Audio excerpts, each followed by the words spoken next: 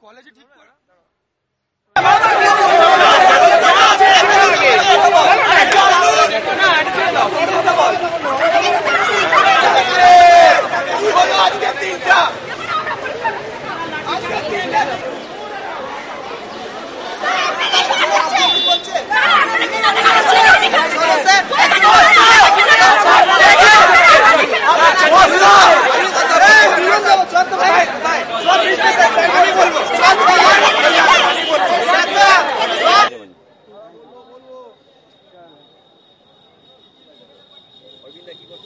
ঠিক আছে। ক্ষুদিরাম কলেজে আজ একটা ছোট সমস্যা হয়েছিল।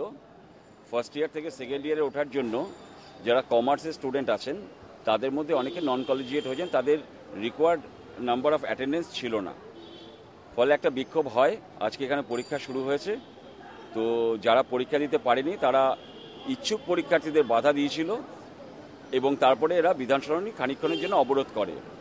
যেহেতু এখন পরীক্ষা চলছে, আমরা কোনোভাবেই রাস্তা অবরোধ অ্যালাউ করব না।